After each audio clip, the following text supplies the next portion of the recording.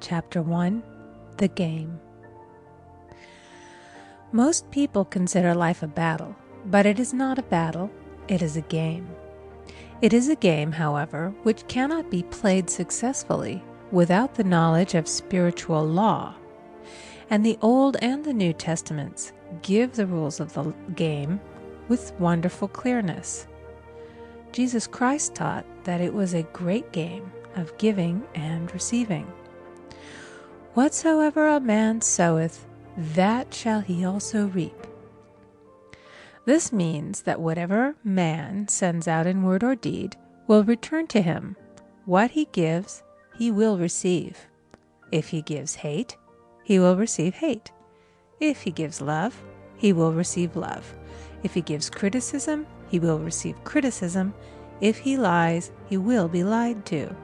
If he cheats, he will be cheated. We are taught also that the imaging faculty plays a leading part in the game of life. Keep thy heart, or imagination, with all diligence, for out of it are the issues of life. Proverbs 4:23. This means that what man images, sooner or later externalizes in his affairs. I know of a man who feared a certain disease. It was a very rare disease and difficult to get, but he pictured it continually and read about it until it manifested in his body and he died, the victim of distorted imagination. So we see, to play successfully the game of life, we must train the imaging faculty. A person with an imaging faculty trained to image only good brings into his life every righteous desire of his heart. Health, wealth, love, friends, perfect self-expression, his highest ideals.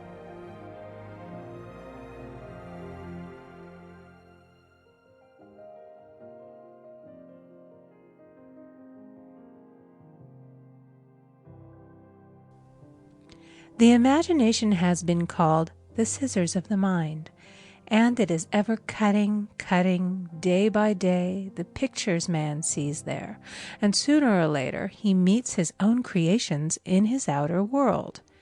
To train the imagination successfully, man must understand the workings of his mind.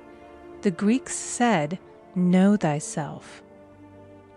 There are three departments of the mind: the subconscious, conscious, and superconscious.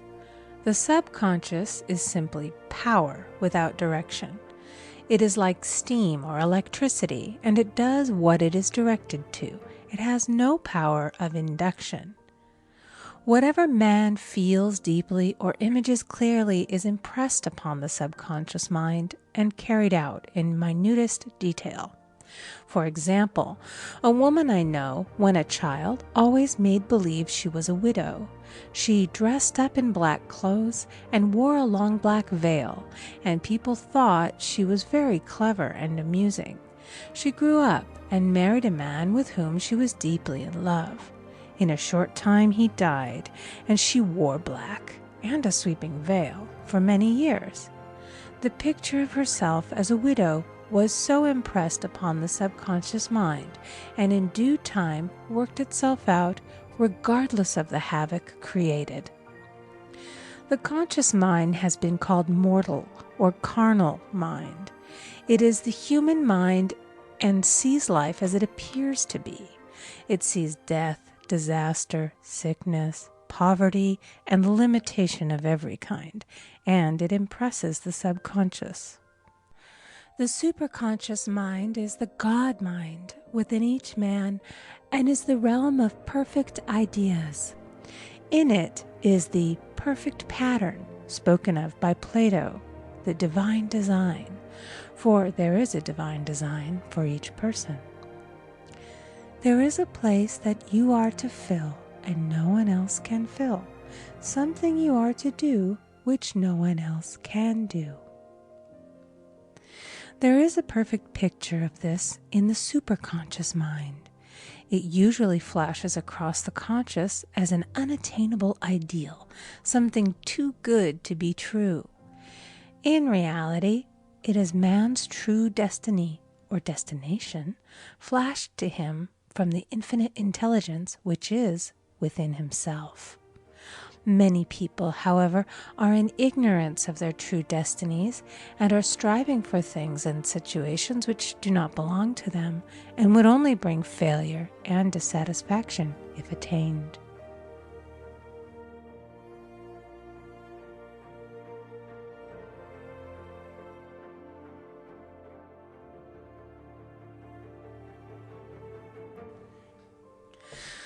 For example, a woman came to me and asked me to speak the word that she would marry a certain man with whom she was very much in love. She called him A.B. I replied that this would be a violation of spiritual law, but that I would speak the word for the right man, the divine selection, the man who belonged to her by divine right. I added, if A.B. is the right man, you can't lose him. And if he isn't, you will receive his equivalent. She saw A.B. frequently, but no headway was made in their friendship.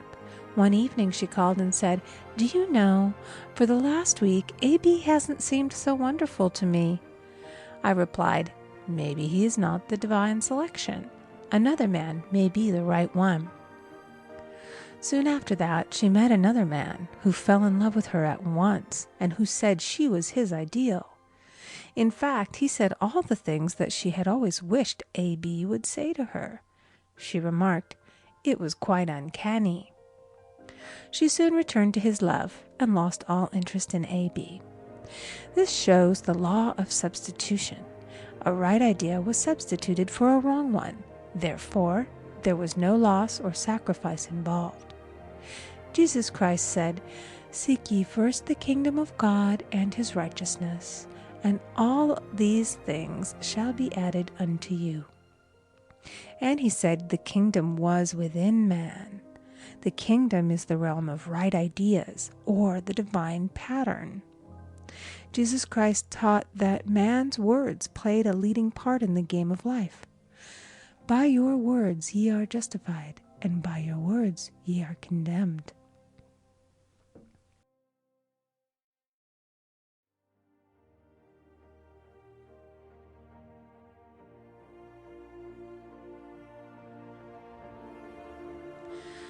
Many people have brought disaster into their lives through idle words. For example, a woman once asked me why her life was now one of poverty, of limitation. Formerly she had a home, was surrounded by beautiful things, and had plenty of money. We found she had often tired of the management of her home and had said repeatedly, "I'm sick and tired of things. I wish I lived in a trunk." And she added, "Today I am living in that trunk." She had spoken herself into a trunk. The subconscious mind has no sense of humor, and people often joke themselves into unhappy experiences. For example, a woman who had a great deal of money joked continually about getting ready for the poorhouse. In a few years, she was almost destitute, having impressed the subconscious mind with a picture of lack and limitation. Fortunately, the law works both ways, and a situation of lack may be changed to one of plenty. For example, a woman came to me one hot summer's day for a treatment for prosperity. She was worn out, dejected, and discouraged. She said she possessed just $8 in the world. I said, "Good, we'll bless the $8 and multiply them as Jesus Christ multiplied the loaves and the fishes." For he taught that every man had the power to bless and to multiply, to heal and to prosper. She said, "What shall I do next?" I replied, "Follow intuition. Have you a hunch to do anything or to go anywhere?" Intuition means intuition, or to be taught from within. It is man's unerring guide, and I will deal more fully with its laws in a following chapter. The woman replied, "I don't know. I seem to have a hunch to go home. I've just enough money for car fare." Her home was in a distant city and was one of lack and limitation, and the reasoning mind, or intellect, would have said, "Stay in New York and get work and make some money." I replied. Then go home. Never violate a hunch. I spoke the following words for her. Infinite Spirit, open the way for great abundance for, She is an irresistible magnet for all that belongs to her by divine right. I told her to repeat it continually also. She left for home immediately, and calling on a woman one day, she linked up with an old friend of her family. Through this friend, she received thousands of dollars in a most miraculous way. She has said to me often, "Tell people about the woman who came to you with $8 and a hunch."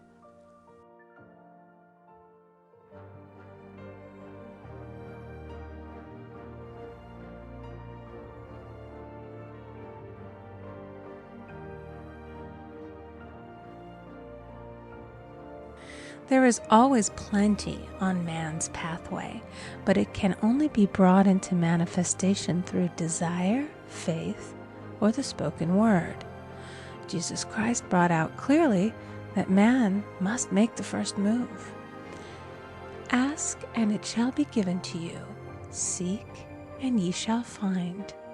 Knock, and it shall be opened unto you. Matthew 7:7. In the scriptures we read, concerning the works of my hands, command ye me.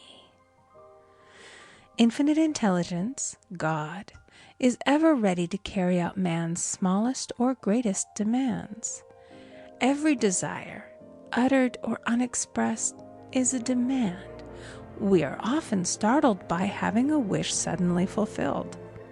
For example, one Easter, having seen many beautiful rose trees in the florist's windows, I wished I would receive one, and for an instant saw it mentally being carried in the door.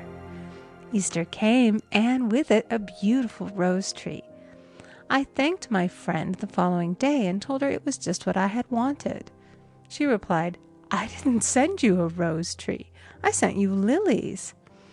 The man had mixed the order and sent me a rose tree simply because I had started the law in action, and I had to have a rose tree. Nothing stands between man and his highest ideals and every desire of his heart but doubt and fear.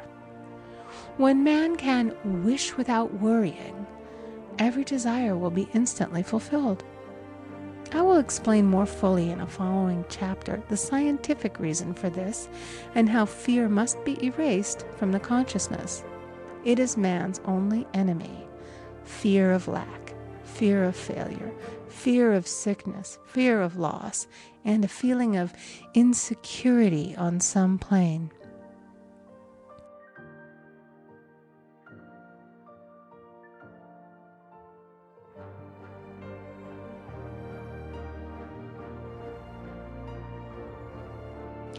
Jesus Christ said, "Why are ye fearful, O ye of little faith?"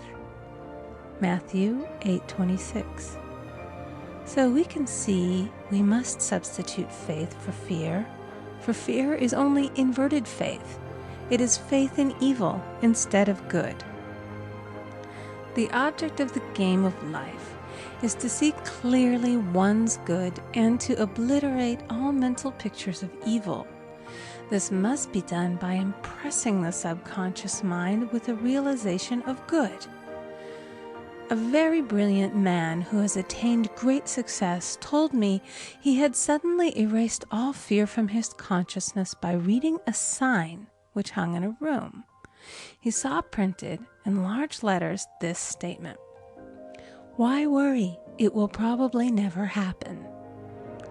These words were stamped indelibly upon his subconscious mind, and he now has a firm conviction that only good can come into his life, and therefore only good can manifest. In the following chapter, I will deal with the different methods of impressing the subconscious mind. It is man's faithful servant, but one must be careful to give it the right orders. Man has ever a silent listener at his side, his subconscious mind.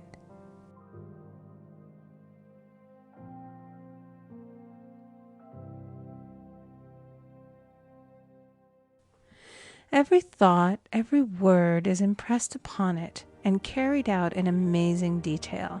It is like a singer making a record on the sensitive disc of the phonographic plate. Every note and tone of the singer's voice is registered. If he coughs or hesitates, it is registered also. So let us break all the old bad records in the subconscious mind, the records of our lives which we do not wish to keep, and make new and beautiful ones. Speak these words aloud with power and conviction. I now smash and demolish by my spoken word every untrue record in my subconscious mind. They shall return to the dust heap of their native nothingness, for they came from my own vain imaginings. I now make my perfect records through the Christ within, the records of health, wealth, love, and perfect self-expression. This is the square of life, the game completed.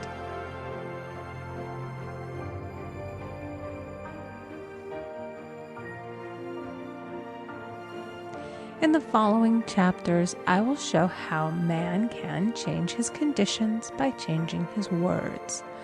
Any man who does not know the power of the word is behind the times. Death and life are in the power of the tongue. Proverbs 18:21. End of chapter 1.